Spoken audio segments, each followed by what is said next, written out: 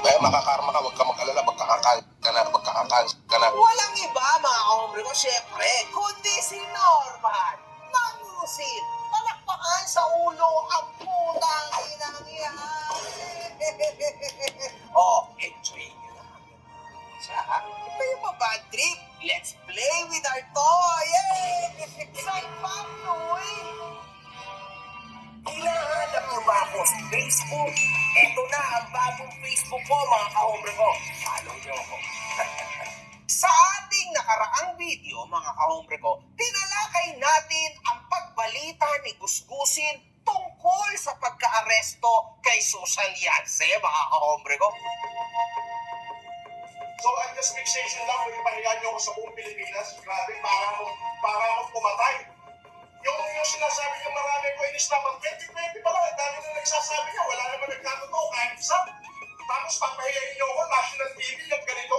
Tapos papahiyain niyo ako, national TV, yung ganito. Tapos papahiyain niyo ako, national TV, yung ganito. Tapos papahiyain niyo ako, national TV, yung ganito.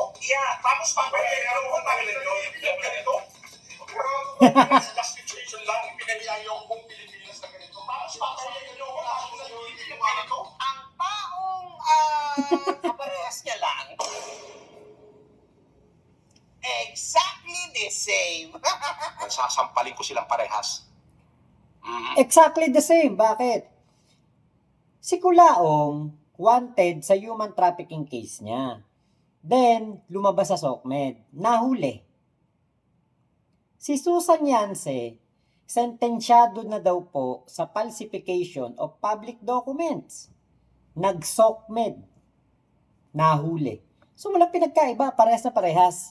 Pero syempre, ang magnanakaw nga, galit sa kapwa magnanakaw, di ba? Kasabihan yan,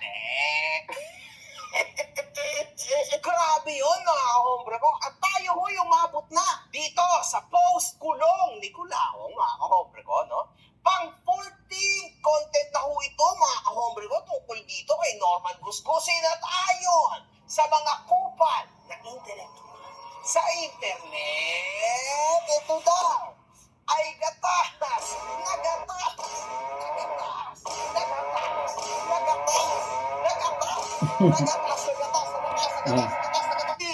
May sabi ko ang magbabayad sa mga abogado ko at sa mga hiring ko.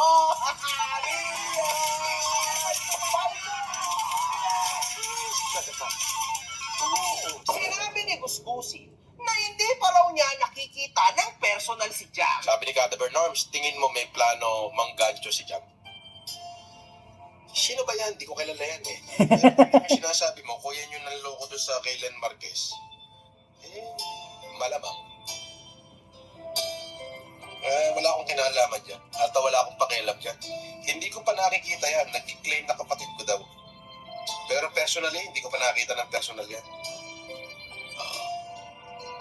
Hindi ko pa nakakasama yan ng personal. Pero kiniklaim na kapatid ko daw siya.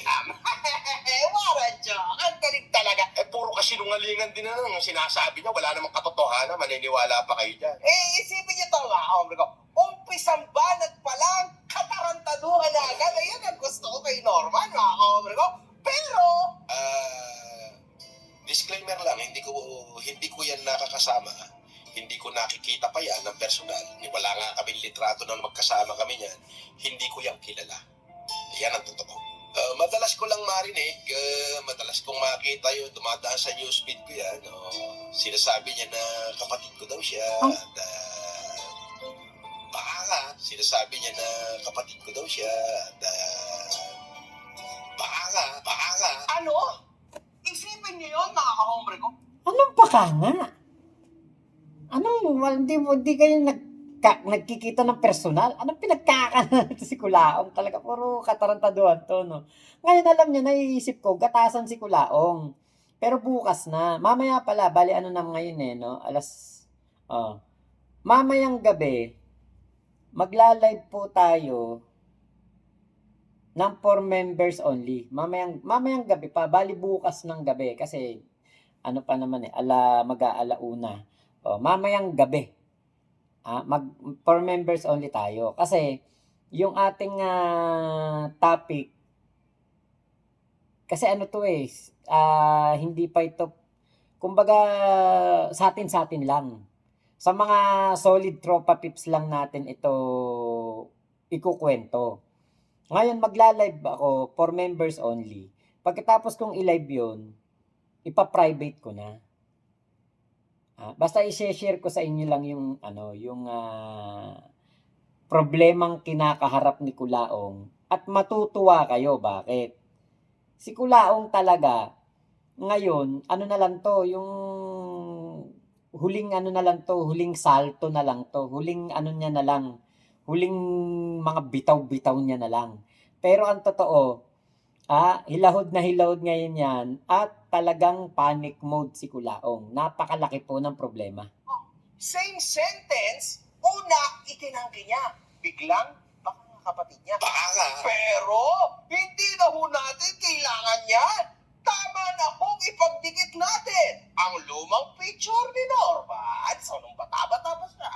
At yung bata-batang jam. O, di ba? Ipagdikit ka natin, di ba? Exactly the same. Iisang hulmahan, mga kahombre ko, di ba? Sasampalin ko silang parehas. Paano mo naman itatanggi ang halos kakambal mo na at di ba nga, ito nga yung sinabi mo. Pangalan ni Jam, yung anak ng nanay ko, kapatid ko. Anak ng nanay ko, kapatid ko. Jose Marie Antonio. Pangalan niya lang yun. Hango doon kay Lolo Jose. Jose Mar Antonio. Siya kanya ginawa. Jose Marie Antonio. Pangalan niya yun. Jose Marie Antonio. Isang buo yun. Jose Marie Antonio. Pangalan niya yung buo na yun. Tapos Antonio yung middle initial niya. Mangusig yung apelido niya. Kaya doon niyang pangalan. Jose Marie Antonio. Antonio Mangusig. Di ba kapatid mo naman pala? Ikaw na nga nagsabi mo. Isa kang malaking tukmol. Grabe. Eto, paano kaya na ating ni Kulaong na sabihin niyang ganyan na eto ay kanyang hindi kilala, hindi pa sila nagkikita, baka nga kapatid niya. Kamukhang-kamukha pa lang, kaya nga sabi ko sa inyo, doon sa ating mga nakaraang vlog, live, hindi na kailangan na umamin si Jam na etong si Kulaong ay Marcos o hindi. Hindi na kailangan bakit?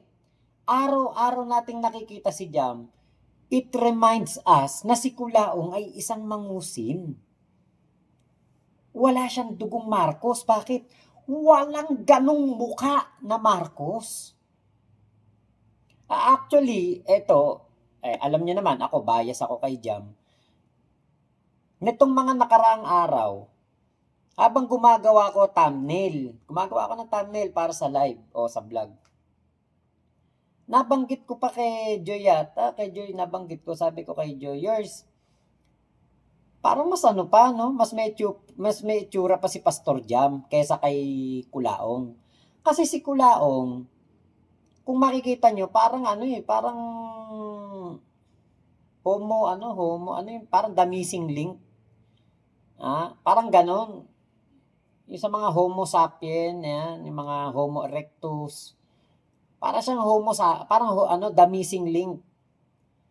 Yung from sa evolution of man, siya yung the missing link Siya yung nawawala dun sa parang graph ng mga tao.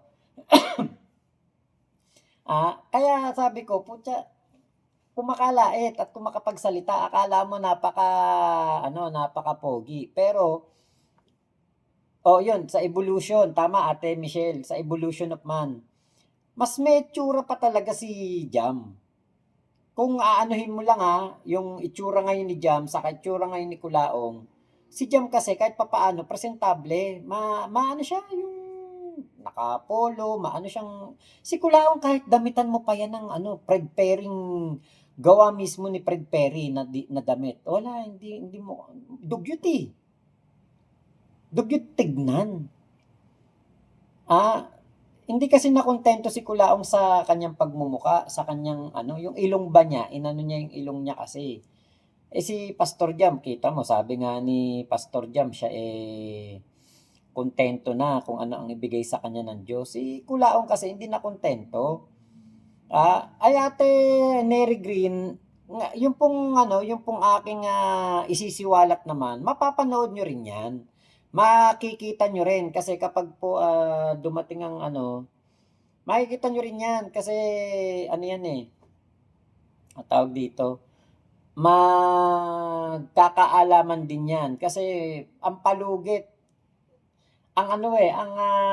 kumbaga may parang timeline, may countdown. Mga by next week, malalaman nyo yan. Kaya lang, kumbaga parang early access lang yung gagawin ko para sa mga gustong lang namang malaman kung ano ba yung pinagdadaanan ni Kulao ngayon, at least, malaman nyo na. Alam niyo, nagre-record ako ngayon. Tinitignan kong pangit ko dito sa live, tapos ang pogi ko dito sa nire-record ko. Ba't ganito yung camera nitong cellphone ko na to? Hindi kasi ko sa mga nito kung paano kakalikutin to, nasanay ako sa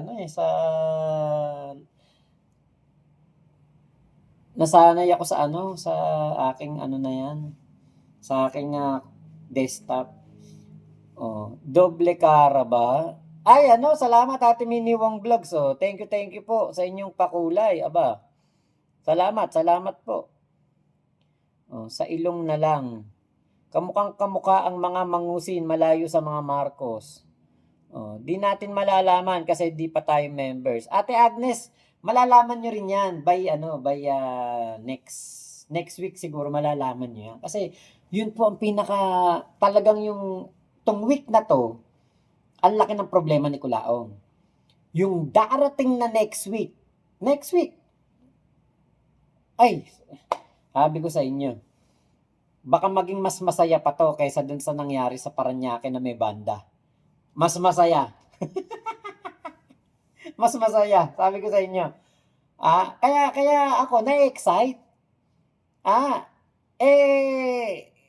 Kasi baka kapag sinabi natin dito, alam niyo na, meron tayong baka tayo mapagalitan. Pero pag doon, sikreto lang natin 'yun. Kung sino lang yung members, mag-membership, siya lang makakaalam. Tapos ipa-private ko na 'yon. Unlisted pala, hindi private. Unlisted.